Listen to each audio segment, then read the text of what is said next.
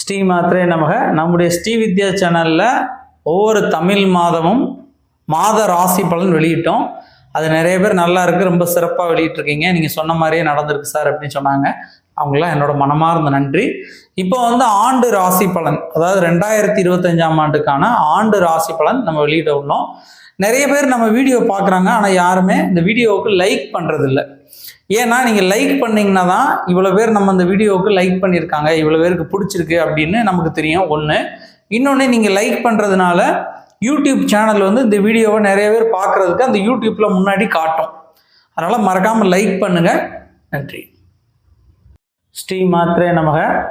உங்கள் எல்லோருக்கும் 2025ஆம் ஆண்டு ஆங்கில புத்தாண்டு நல்வாழ்த்துக்கள்.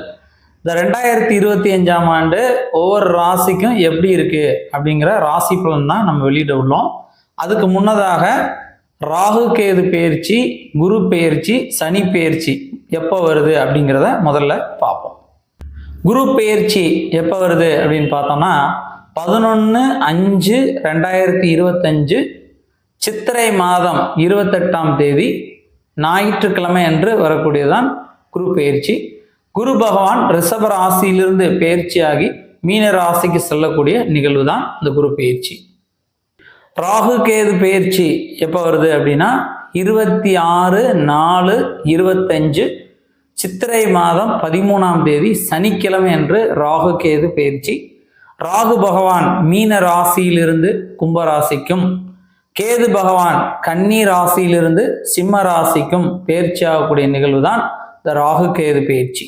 சனி பெயர்ச்சி எப்போ வருது அப்படின்னு நம்ம பார்த்தோம்னா 6/3/2026 மாசி மாதம் 22ஆம் தேதி வெள்ளிக்கிழமை அன்று சனி பெயர்ச்சி.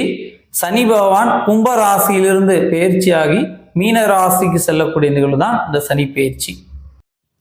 கடக ராசிக்கு இந்த 2025ஆம் ஆண்டு எப்படி இருக்கு அப்படின்னா ரொம்ப கவனமாக இருக்க வேண்டிய ஒரு ஆண்டாக இந்த 2025ஆம் ஆண்டு விளங்குகிறது.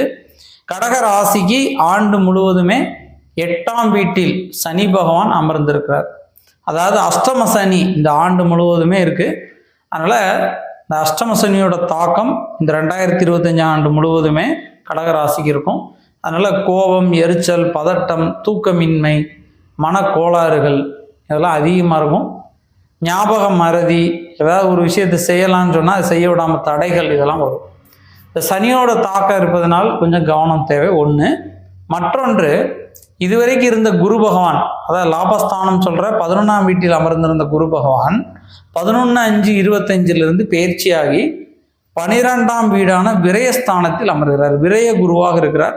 குறிப்பாக கடக ராசியை சேர்ந்தவர்கள் தொழில் செய்து கொண்டிருந்தால் அந்த தொழிலில் மிகுந்த நஷ்டங்கள், குழப்பங்கள், வீணான பண விரயங்கள், தேவையற்ற செலவுகள், வாக்குவாதங்கள் இதெல்லாம் ஏற்படும். அதாவது சண்டை சச்சரவுகள், பகை, வீண் விரயங்கள் ஏற்படும். 12இல் குரு இருப்பது ரொம்ப கவனம் தேவை.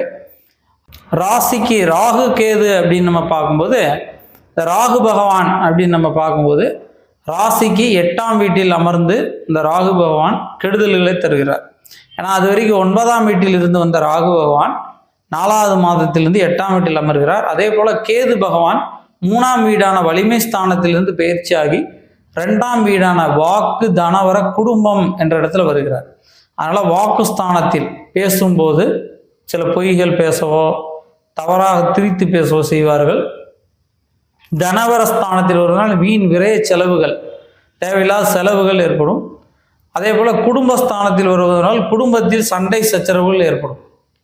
கடகராசியை சேர்ந்தவர்களுக்கு கணவன் மனைவிக்கிடையிலேயே சில குழப்பங்கள், சண்டைகள், வீண் விரயங்கள், தேவையற்ற அலைச்சல்கள் ஏற்படும்.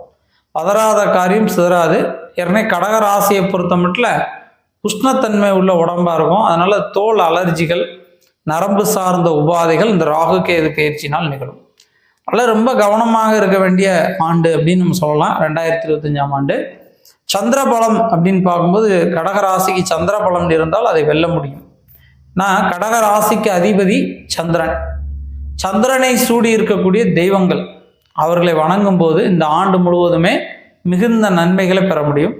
குறிப்பாக சொன்னோம் அப்படின்னா நடராஜர், தட்சிணாமூர்த்தி, பைரவர், வாராகி அம்மன், ராஜேஸ்வரி, காமாட்சி அம்மன், லலிதாம்பிகை, இப்படி சந்திரனை சூடி இருக்கக்கூடிய எந்த தெய்வத்தை வணங்கினாலும் அவர்களுக்கு கடகராசிக்கு இருக்க குழப்பங்களை அவர்கள் நீக்குவார்கள்.